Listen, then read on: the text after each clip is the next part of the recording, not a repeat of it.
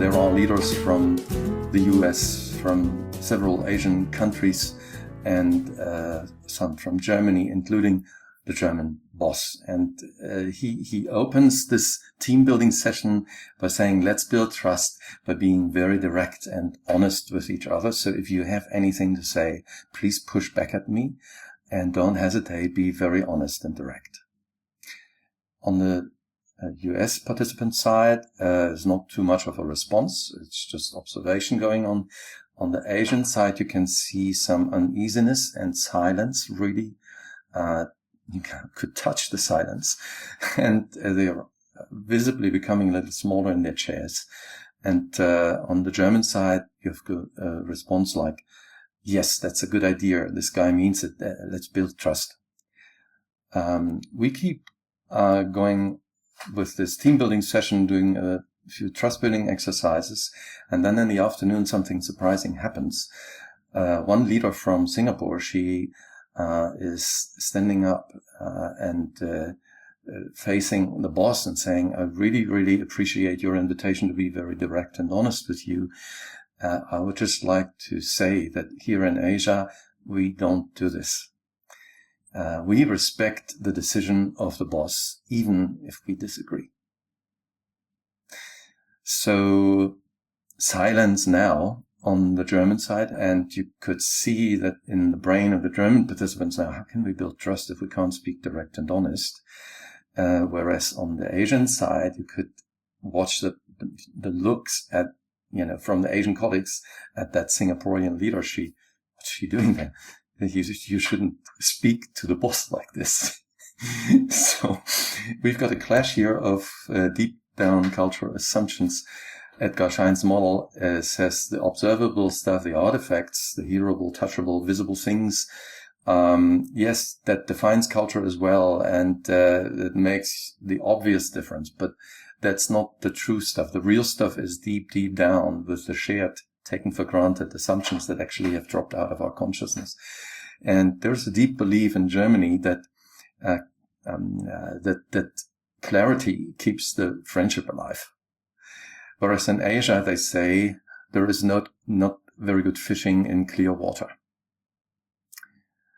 And I would think that the gap couldn't be any bigger in cultural assumptions that we're here, that we're faced with in this room. You can see culture is deep and invisible. It's very, very stable and invisible. So even if you invite somebody from Asia to be very outspoken and direct to the boss, they might be able to go against their own body, that goes against their grain, and they still do it, but feel very, very uneasy doing so. Even if they have the invitation, they couldn't do this on a daily basis just like that. So it would take a lot of practicing new stuff together, and maybe not only doing it the German way, maybe also to meet somehow in the middle between these different cultures and define how do we want to deal with each other, knowing that there are differences. But because this culture, these cultural shared assumptions, they are not visible. They're subconscious. We can't make such decisions early on. We actually have to face the clash first and deal with this in a meaningful manner before we can actually move on and build bridges between our cultures. So culture is invisible and taken for granted, like fish take the water for granted. And this instance when the lady gets up and says, we don't do this here. These are the moments when there's some embarrassment and surprise in the room, and it's not easy to become direct and open with each other and speak very freely and truthfully with each other.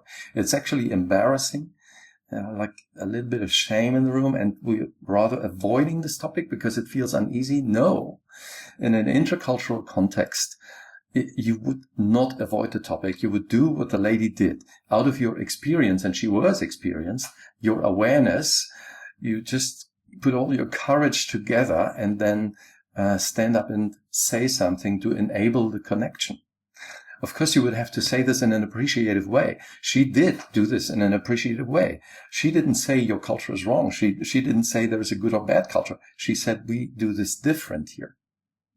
We don't do this here. So just marking the distinction, the difference between the two cultures, and then go into observing and listening mode, into trust and respect will develop if we don't tell each other how to do things. So knowing the difference feels embarrassing and uneasy.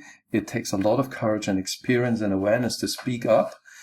And then it takes a lot of trust and appreciation for the difference in the room to really begin to bridge the gap. And that was the starting point for them. That was like every time that happens in any team, it's not easy. But that's what it takes to make a first step together.